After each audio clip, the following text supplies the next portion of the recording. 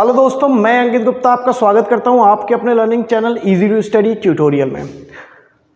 तो कुछ वीडियो के बाद में मैं आपके सामने रूबरू हूं अपनी आगे की वीडियोस को लेकर के। तो चलिए स्टार्ट करते हैं।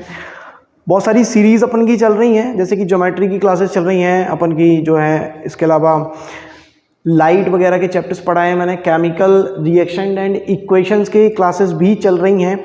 उसी के साथ में कोऑर्डिनेट ज्योमेट्री की क्लासेस भी चल रही है। तो सोचिए कि आज कौन सा सब्जेक्ट मैं पढ़ाने वाला हूँ। तो शायद आप में से कुछ लोग सोच रहे होंगे या सोचेंगे, या मैं आपको बता देता हूँ क्योंकि कुछ समय के बाद में तो आप पक्का सोचना लगेंगे कि सर आज कौन सा पढ़ाएंगे। ठीक है ना, चलिए तो स्टार्ट करते हैं आज अपन।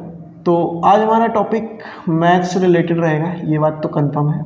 ठीक है, अगर आप लोगों ने मेरी बाकी की वीडियोस नहीं देखी हैं तो आप मेरे चैनल पे जा कर के प्लेलिस्ट बहुत अच्छे से क्रिएटेड हैं, तो आप वहाँ पे आराम से चेक कर सकते हैं कि आपको कौन सा सब्जेक्ट पढ़ना है। ठीक है ना, और कौन सा टॉपिक आपके काम का है। अगर आप 9th 10th या 11th 12th के बच्चे हैं तो अगर आपको फाउंडेशन चाहिए, या अगर आप कोई भी और दूसरे एग्ज़ाम की तैयारी कर रहे हैं, फॉर एग्ज़ाम्पल कैट वगैरह, या फिर जिसमें मैथ्स या साइंस का रोल है। ठीक है, फिलहाल तो मैं मैथ्स और साइंस और सोशल साइंस के कुछ टॉपिक्स भी पढ़े हुए हैं ना, आप जाके चेक कर सकते हैं। तो मैथ्स में जो आज हमारा टॉपिक होने वाला है बेसिकली वो एक बहुत इम्पॉर्टेंट टॉपिक है, अलजेब्रा का टॉपिक है। ठीक है, और अलजेब्रा का जो ये टॉपिक है ये 9th और 10th में हमको इंट्रोड्यूस कराया जाता है एक अच्छे लेवल पे। ठीक है ना, तो 9th या 10th क्लासेस में अपन इसको एक डेवलप फॉर्म में क्या करते हैं, देखते हैं पहली बार। ठीक है, तो मैथ स्टार्ट करेंगे अपन, थोड़ा सा ऊपर हो गया था। तो अलजेब्रा का जो वो टॉपिक है वो है लीनियर इक्वेशन। करेक्ट, क्या है? Linear equation. और इसके बाद में अपन क्या देखेंगे, इसी का पेयर ऑफ लीनियर इक्वेशन। ठीक है, तो सबसे पहले तो बात करते हैं अपन कि हमारा जो टॉपिक है वो क्या है, लीनियर इक्वेशन। ठीक है, और उसके बाद में इसके अलग अलग अंदर अपन टॉपिक्स पढ़ते आएंगे कि भाई लीनियर इक्वेशन इन 1 वेरिएबल, लीनियर इक्वेशन इन 2 वेरिएबल, उसका ग्राफ क्या होगा। ठीक है, तो लास्ट तक बने रहिए, धीरे धीरे अपन समझते आएंगे। सबसे पहले तो अपन बात करेंगे कि ये जो लीनियर शब्द है इसका मतलब क्या होता है। ठीक है, तो ये जो लीनियर शब्द है ना, ये बेसिकली अपन किसके लिए यूज़ करते हैं, एक ऐसे पॉलिनोमियल्स के लिए यूज़ करते हैं जिनकी डिग्री 1 होती है। ठीक है, लीनियर। ठीक है ना, और इक्वेशन का मतलब क्या होता है, इक्वेशन वो अलजेब्रिक एक्सप्रेशंस होते हैं जिनके बीच में इक्वल साइन लगा हो और उसमें LHS और RHS हो। ठीक है ना, मतलब कि इक्वेशन क्या है, इक्वेशन की अगर अपन डेफिनेशन लिखें, देखिए ध्यान से, इक्वेशन। ठीक है ना, तो इक्वेशन का मतलब क्या है, यहाँ पे जितने भी वर्ड्स आएंगे मैं इस तरीके से यहाँ पे साइड में आपको लिखते जाऊंगा। ठीक है, आपका जो मेरा एक पूरा का पूरा बोर्ड होगा ना, वो आप ये मान के चलो कि एक पेज है। ठीक है, और वो पेज आपको इस तरीके से ही समझना है कि इक्वेशन का मतलब क्या है, an algebraic expression, an algebraic expression which is separated by, अपन ऐसे करते हैं यहाँ पे, which has 2 sides, which has 2 sides LHS and RHS, यानी कि left hand side and right hand side separated bye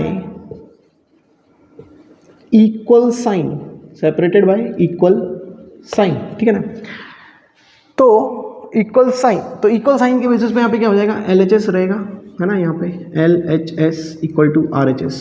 ठीक है, और LHS और RHS के साथ में ये क्या है, एक अलजेब्रिक एक्सप्रेशन है। तो LHS में क्या रहेगा भाई, कुछ तो रहेगा LHS में और RHS में भी। तो LHS और RHS में अपन ऐसे अलजेब्रिक नंबर्स डालेंगे। ठीक है ना, यानी कि अलजेब्रिक एक्सप्रेशंस क्या कहलाते हैं, अगर अपन अलजेब्रिक एक्सप्रेशंस को समझें तो देखो यहाँ पे, yes, algebraic expression, algebraic expressions. ठीक है ना, तो ये अलजेब्रिक एक्सप्रेशंस क्या होते हैं भाई, तो इसको आप इस तरीके से मान सकते हो कि अलजेब्रिक एक्सप्रेशन रैशनल भी होते हैं, इरेशनल भी होते हैं ना, अपन स्टार्टिंग की क्लासेस में पढ़ते हैं। लेकिन अभी अपन को जो समझना है, जिनको मालूम है वो तो समझ चुके होंगे कि अलजेब्रिक एक्सप्रेशंस होते क्या है। ठीक है, लेकिन जिनको नहीं मालूम है उनके लिए अगर अपन बताएं तो सपोज करते हैं कि ये fx लिख दिया अपन ने। ठीक है ना, तो यहाँ पे अपन लिख सकते हैं सपोज ax प्लस बी। ठीक है, बेसिकली ये फंक्शन है, क्या है, बेसिकली फंक्शन है। अब जो बच्चा 9th और 10th में है वो 11th और 12th भी जाएगा, ठीक है, और जो बच्चा 11th 12th जाएगा तो उसको फंक्शन के बारे में पता होना चाहिए। तो बेसिकली यहाँ पे ये जो इक्वेशन है ना, इक्वेशन वो क्या है, एक फंक्शन के रूप में आपको काम करेगा, ठीक है ना, ये हो गया। इसके अलावा अपन बहुत सारे बना सकते हैं, जैसे सपोज करिए यहाँ पे a की पावर n लगा दूँ मैं, ठीक है ना, और यहाँ पे क्या लिख देते हैं, x लिख देते हैं, और x की पावर भी यहाँ पे क्या है, n है, ठीक है, और ये कंटिन्यूसली चलता जाएगा। यहाँ पे a की पावर n-1 हो जाएगा, ठीक है, बाइनोमियल थ्योरम वगैरह नहीं समझ रहा, अपन को ये समझना है कि यहाँ पे नंबर, देखो यहाँ पे क्या बोल दिया हमने, a और b क्या होगा, बिलोंग्स टू रियल नंबर, ठीक है, बिलोंग्स टू रियल नंबर, ठीक है, यानी कि अपन यहाँ पे चाहे तो कैपिटल R बना देते हैं, ठीक है, रियल नंबर, और यहाँ पे x क्या है भाई, वेरिएबल है, और इसका जो पावर है, ठीक है ना, x का पावर है ना, पावर ऑफ x है ना, यानी कि एक्सपोनेंट, तो वो कितना है, 1 है, ठीक है ना। तो यहाँ पे जब x की पावर 1 है तो इसको क्या बोलेंगे अपन, लीनियर इक्वेशन बोल देंगे, ठीक है। अभी फिलहाल ये पॉलिनोमियल है, f(x) के बराबर में क्या होता है बच्चों, y, ठीक है, f(x) के बराबर में y होती है, ठीक है। अभी मैंने क्यों लिखा है आपको समझ में आ जाएगा, आप, और जिनको समझ में आ गया उनको बधाइयाँ, ठीक है, जिनको समझ में नहीं आया है वो सोचिएगा कि सर ने यहाँ पे ऐसा लिखा क्यों है, ठीक है। फिलहाल अपन एग्जांपल ले लेते हैं लीनियर इक्वेशन का। तो लीनियर इक्वेशन में क्या होता है कि लीनियर इक्वेशन का मतलब इतना तो समझ में आ गया कि यहाँ पे जो वेरिएबल आएगा वो 1 होगा उसका, है ना, पावर, ठीक है।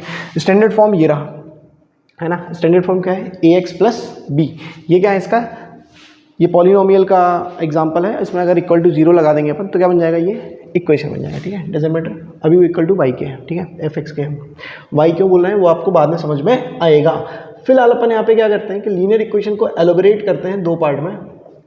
लीनियर इक्वेशन इन 1 वेरिएबल, क्या, 1 वेरिएबल, ठीक है, ये कुछ फंक्शंस हैं, ठीक है ना, कुछ कंडीशंस हैं, उनको क्या करते हैं ये अपने में सेट करते हैं, ठीक है। ग्राफिकल रिप्रेजेंटेशन पढ़ेंगे अपन तो उसमें समझ में आएगा।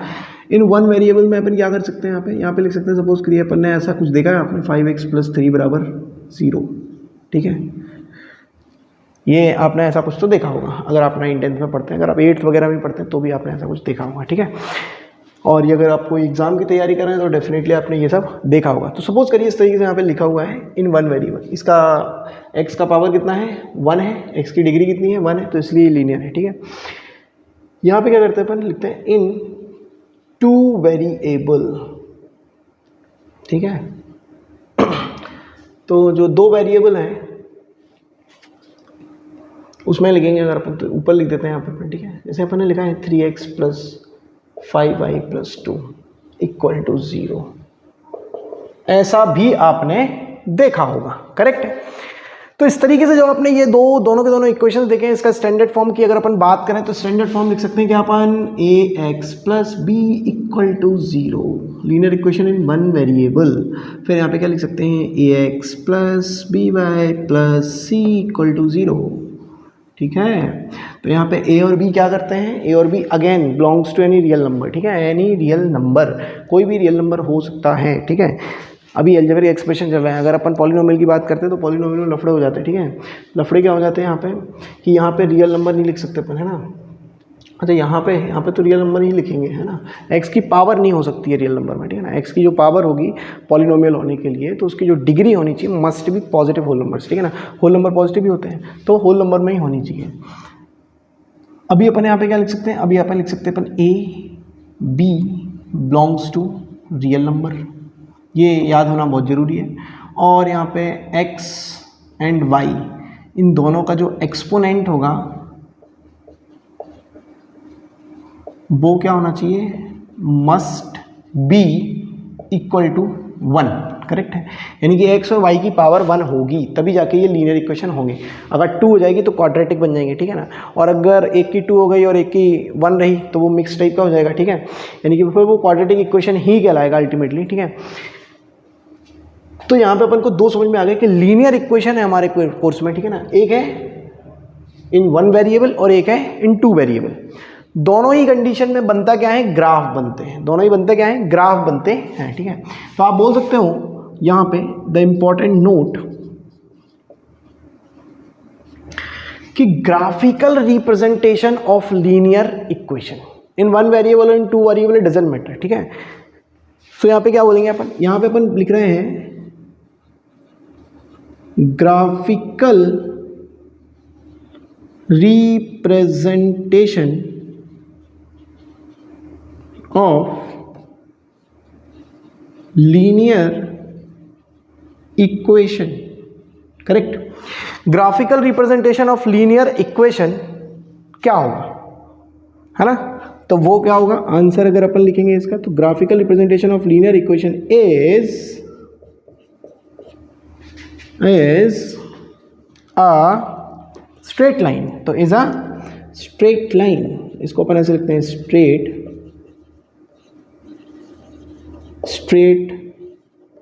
Line, correct. जो graphical representation of linear equation है वो क्या है, स्ट्रेट लाइन है।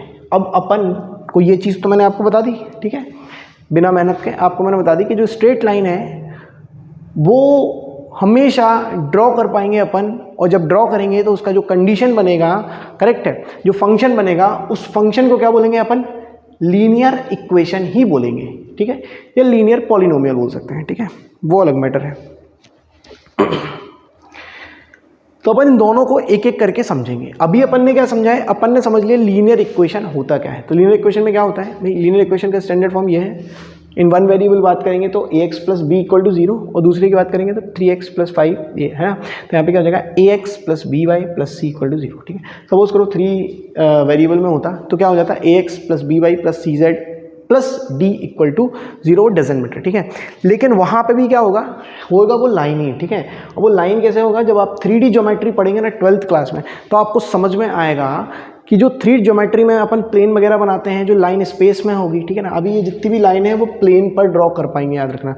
यानी कि graphical representation of linear equation is a straight line, is a straight line. अब जब यहाँ पे अपन सिंगल वेरिएबल लेते हैं, ठीक है, ये बहुत इंपॉर्टेंट बात मैं बता रहा हूँ, आपको ध्यान से समझने की जरूरत है, ठीक है। अगर वहाँ पे 1 वेरिएबल है, ठीक है, यहाँ पे 3 वेरिएबल भी पॉसिबल था, ठीक है ना, 3 वेरिएबल, अगर 3 वेरिएबल होगा तो यहाँ पे सोचने के लिए मैंने आपको बोला, ठीक है। और जब भी आप ये स्क्रीनशॉट देखेंगे तो आपको हमेशा याद रहेगा कि सर ने 3 वेरिएबल यहाँ पे लगाया था, फिर एक और चीज़ बताई थी, ठीक है। एज इट इज़ पूरी क्लास को आप अगर रिवाइज करोगे अपने दिमाग में तो आपको दिमाग में सेट हो जाएगा और मैथ्स आपको बहुत ईजी लगने लगेगी, ठीक है। तो यहाँ पे मैंने क्वेश्चन मार्क लगाया हुआ है, आपको याद रखना है, ठीक है। अब अपन को यहाँ पे नेक्स्ट लेवल जाना है। नेक्स्ट लेवल में अपन क्या करेंगे यहाँ पे, तो यहाँ पे अपन ने लिख लेना है, क्या लिखना है, इन 1 वेरिएबल, इन 2 वेरिएबल, इन 3 वेरिएबल, ठीक है। तो अगर अपन बात करेंगे कि अगर इन 1 वेरिएबल आ गया, क्या आ गया, इन 1 वेरिएबल आ गया, तो क्या आप लिखोगे आप, तो जैसे सपोज करो यहाँ पे आ जाता है आपका ax plus B equal to 0, ठीक है। तो ये क्या होगा, 1D होगा, ठीक है। अगर ये 2 वेरिएबल में आएगा, यानी कि यहाँ पे ax plus B Y plus C equal to 0 हो जाएगा, तो इसको अपन क्या बोलेंगे, 2D बोलेंगे, यानी कि 2 डायमेंशन में होगा, ठीक है। और अगर सपोज करो कि 3 में आ जाए, किस में आ जाए, 3 में आ जाए, तो 3 में आने पे क्या हो जाएगा, उसको अपन सिंपल सी बात है किस में बोलेंगे, 3D में बोल देंगे, किस में बोल देंगे, 3D में, ठीक है। तो अगर उसका जो 3 वेरिएबल में आएगा तो उसको क्या बोलेंगे अपन, ax plus B Y plus C Z plus D equal to 0, ठीक है। कैपिटल डी बनाते हैं अपन यहाँ पे, तो यहाँ पे क्या हो जाएगा, वो 3D में हो जाएगा। और अगर ये 3D में हो जाएगा तो आप सोचो ज़रा यहाँ पर कि ये 3D हो गया, ये 2D हो गया और ये 1D हो गया, है ना। तो ज़्यादातर बच्चों को समझ में भी आ गया होगा कि 1D 2D 3D का मतलब क्या है यहाँ पे सर का, कि 1D का मतलब है कि एक सिंपल स्ट्रेट लाइन होगा, 2D का मतलब प्लेन में होगा, किसी फ्लैट सरफेस में होगा, ठीक है। और अगर 3D की बात करेंगे तो स्पेस में हो जाएगा, मतलब इधर पे कहीं पे, ठीक है ना। ये मतलब जिसमें अब 1D 2D 3D का मतलब क्या है, डायमेंशंस की बात कर रहा हूँ मैं। अगर मैं डायमेंशंस की बात कर रहा हूँ तो आपको समझ में आएगा कि 1D का मतलब है लेंथ, बस 1D का मतलब क्या है यहाँ पे। अगर अपन बात करें पहला, यहाँ पे सब लिखने का कारण क्या है कि आपको केवल इसको ध्यान से पढ़ना है पूरे को अच्छे से, ठीक है। तो यहाँ पे क्या लिखेंगे अपन लिखेंगे यहाँ पे 1D मतलब क्या, या तो लेंथ या तो ब्रेथ या तो हाइट, ओनली, ठीक है ना। यहाँ पे क्या हो जाएगा, ओनली, ठीक है ना। अगर अपन 2D की बात करेंगे तो यहाँ पे क्या हो जाएगा, 2D में कंडीशंस हो सकते हैं, क्या LB होगा, LH हो सकता है, और BH हो सकता है, ठीक है। अब आप सोचो ये LH BH LB कैसे होगा, तो भैया देखो LB अगर अपन बात करें यहाँ पे एक हमारा कमरे का कोई भी कॉर्नर आप ले सकते हो, ठीक है, ऐसे होगा कॉर्नर, तो एक जो लाइन जा रही होगी ना एकदम सीधी जा रही होगी, एक जा रही होगी इस तरीके से हाइट वाइज और एक जा रही होगी विड्थ वाइज, ठीक है। तो आप मान के चलो कि ये L हो गया, ये H हो गया और ये B हो गया, ठीक है, ये वाला एक्सिस क्या हो गया, B हो गया। तो यहाँ पे क्या हो सकता है, अगर अपन फ्लोर की बात करोगे, फ्लोर की, ठीक है ना, किसकी बात करेंगे अपन, फ्लोर की, तो फ्लोर का क्या हो जाएगा भाई, LB होगा, एरिया क्या होगा बेटा, एरिया, फ्लोर का एरिया क्या होगा, L इंटू B होगा। अगर अपन फ्रंट वॉल की बात करेंगे तो, अगर अपन फ्रंट वॉल की बात करेंगे जो आपके बिल्कुल आंखों के सामने है, ठीक है ना, तो उसका फ्रंट वॉल का जो एरिया होगा वो कितना हो जाएगा, LH हो जाएगा, ठीक है, जो लॉन्ग वाला आपका वॉल होता है, ठीक है। इसको अपन साइड वॉल मान लेते हैं। तो अगर मान के चलो कि ये क्या हो गया, यहाँ पे साइड वॉल है, तो साइड वॉल का एरिया क्या होगा, B इंटू H होगा, ठीक है। तो ऑब्वियस बात है, अपन को समझ में आ गया कि 2D का मतलब क्या है, किसी भी फ्लैट सरफेस पे जिसमें केवल 2 डायमेंशन हो, लेंथ ब्रेथ हो चलेगा, ब्रेथ हाइट हो वो भी चलेगा, है ना, और अगर लेंथ और हाइट है तो भी चलेगा, किसी भी सरफेस में हो, सरफेस में होना चाहिए, हवा पे नहीं होना चाहिए। लेकिन जब अपन 3D की बात करेंगे, ठीक है, क्या बात करेंगे, 3D की बात करेंगे, तो उसमें L भी होगा, B भी होगा, H भी होगा, ठीक है। तो ये आपको बहुत इंपॉर्टेंट जो मैंने समझाया है याद रखना है, ठीक है। ये इंपॉर्टेंट क्यों है, जैसे जैसे आपकी समझ बढ़ती जाएगी वैसे वैसे आपको समझ में आता जाएगा कि इंपॉर्टेंट क्यों है, ठीक है। फिलहाल लीनियर इक्वेशन के बारे में इतना होने के बाद में नेक्स्ट वीडियो में फिर से मिलूंगा आपको। इसके आगे का मतलब क्या है कि ग्राफिकल रिप्रेजेंटेशन अपन समझेंगे सबसे पहले कि लीनियर इक्वेशन का ग्राफिकल रिप्रेजेंटेशन क्या होता है। अगर अभी तक आपको मैं कुछ भी सिखाने में और बताने में सफल हुआ हूँ, ठीक है ना, तो आप प्लीज़ मेरी वीडियो को लाइक करिए, अपने दोस्तों के साथ में शेयर करिए, और मेरे चैनल ने अगर सब्सक्राइब नहीं किया है अभी तक तो प्लीज़ करिए, ठीक है ना। ओके, धन्यवाद, bye bye, all the best.